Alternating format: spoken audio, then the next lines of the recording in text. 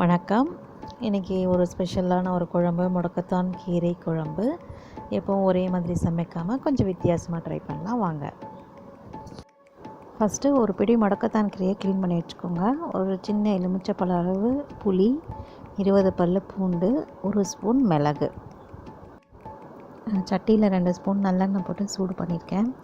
இப்போ நம்ம க்ளீன் பண்ணி வச்சுருக்க முடக்கத்தான் கீரையை போட்டுக்கலாம். இந்த முடக்கத்தான் கீரை நல்லா ஒரு 2-3 தடவை தண்ணியில் அலசி நல்லா புழிஞ்சு வச்சுக்கோங்க. ஸோ இது இதெல்லாம் சாதாரணமாக கிடைக்கும். இப்போ பூண்டும் மிளகும் சேர்த்து நல்லா வதக்கிக்கலாம்.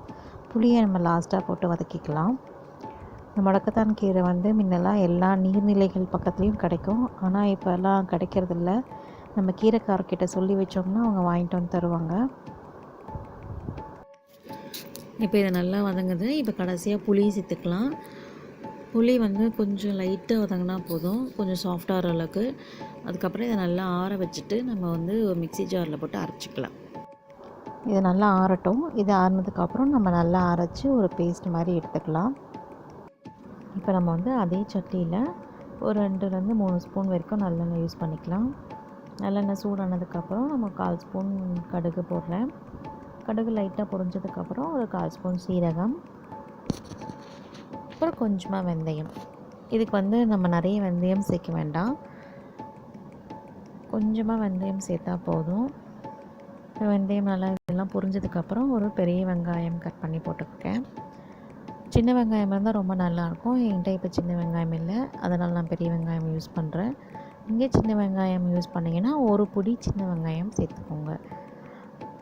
சின்ன வெங்காயம் இப்போ இந்த வெங்காயம் நல்லா வதங்கட்டும். நல்லா ஒரு கோல்டன் ப்ரௌன் வர வரைக்கும் வதக்கணும். அதாவது மீடியம் ஃப்ளேமில் வச்சு தான் வதக்கணும். இப்போ சட்டிங்கிறதுனால, மண் சட்டிங்கிறதுனால நான் அப்படியே ஹை ஃப்ளேமில் வைக்கணும்னு அவசியம் இல்லை. கொஞ்சம் சூடானதுக்கப்புறம் நம்ம லோ ஃப்ளேமில் வச்சாலே அதே சூட்லேயே இந்த சட்டியில் நல்லா வதங்கிடும். இப்போ நம்ம ஒரு பெரிய சைஸ் தக்காளி கட் பண்ணி சேர்த்துக்கலாம். இந்த தக்காளியை நல்லா வதங்கட்டும். இந்த முடக்கத்தான் கீரை மூட்டு வலிக்கெலாம் ரொம்ப நல்ல மருந்துன்னு சொல்கிறாங்க. நல்ல வலியெலாம் நல்லா கேட்கும். அதனால் நம்ம எப்போவும் ஒரே மாதிரி சாப்பிட்டுட்டு இல்லாமல் கொஞ்சம் வித்தியாசமாக எல்லாத்தையும் செஞ்சு சாப்பிட்லாம். ஸோ முடக்கத்தான் கீரையில் கொஞ்சம் லைட்டாக கசப்பு இருக்கும். நம்ம இந்த மாதிரி குழம்பு செய்யும்போது அந்த கசப்பு தெரியவே தெரியாது. நீங்கள் இது செஞ்சு கொடுத்தீங்கன்னா, இந்த முடக்கத்தான் கீரை வச்சு குழம்பு வச்சிங்களா அப்படின்னு சொல்லிட்டு எல்லோரும் கேட்பாங்க. அந்தளவுக்கு ரொம்ப ருசியாக இருக்கும். முடக்கத்தான் கீரை அந்த டேஸ்ட்டு அந்த கசப்பு டேஸ்ட்டு இருக்காது. இப்போ தக்காளி நல்லா வதங்கிடுச்சு. இப்போ நம்ம மிளகாய்த்தூள் சேர்த்துக்கலாம். நான் ஒரு 4 ஸ்பூன் மிளகாய்த்தூள் போடுறேன்.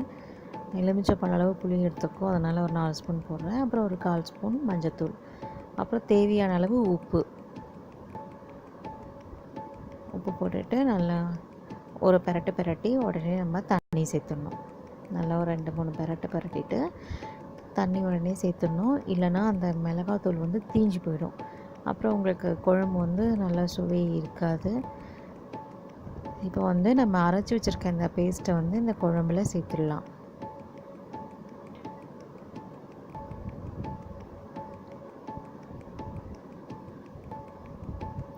அரைச்சி வச்சுருக்கிறத நம்ம குழம்புல சேர்த்துடலாம்.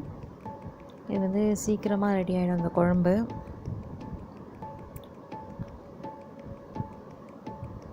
ஸோ அதில் எல்லாத்தையும் நம்ம வேஸ்ட் பண்ணாமல் இதிலேயே சேர்த்துடலாம். சேர்த்துட்டு இப்போ நீங்கள் இது நல்லா கலக்கிட்டு நீங்கள் டேஸ்ட் பண்ணி பாருங்கள், உங்களுக்கு காரம் சரியாக இருக்கா அப்படின்னு சொல்லிவிட்டு. இப்போ எனக்கு இதில் ஒரு கொஞ்சம் காரம் கம்மியாக இருக்க மாதிரி இருந்துச்சு. அதனால் நான் ஒரு ஸ்பூன் மிளகாய்த்தூள் ஆட் பண்ணுறேன். இப்போ நீங்கள் எக்ஸ்ட்ரா வேணும்னா நீங்கள் மிளகாத்தூள் சேர்க்கணும்னு அவசியம் இல்லை, மிளகுத்தூள் கூட சேர்த்துக்கலாம். ஒரு சிலருக்கு பெப்பர் ஸ்மெல் பிடிக்காது, அதனால் மிளகாத்தூள் சேர்த்துக்கலாம். பிடிக்கிறவங்க நம்ம மிளகுத்தூள் கூட சேர்த்துக்கலாம், நல்லாயிருக்கும். ஸோ இப்போ இது நல்லா ஒரு கொதி வரட்டும். ஒரு கொதி வந்தோன்னா நம்ம மீடியம் ஃப்ளேமில் வச்சு ஒரு 10 நிமிஷம் கொதிக்க வைக்கலாம். முடக்கத்தான் கீரை வச்சு நம்ம தோசை செய்வோம். தோசைக்கு நம்ம அப்படியே போட்டு அரைச்சி போடாமல் கொஞ்சம் நல்லெண்ணெய் போட்டு வதக்கிட்டு போட்டோம்னா தோசையில் கசப்பு தெரியாது, நல்லாயிருக்கும். இப்போ நல்லா கொதி வந்துடுச்சு. நம்ம மீடியம் ஃப்ளேமில் வச்சு ஒரு 10 நிமிஷம் கொதிக்க வைக்கலாம். அதை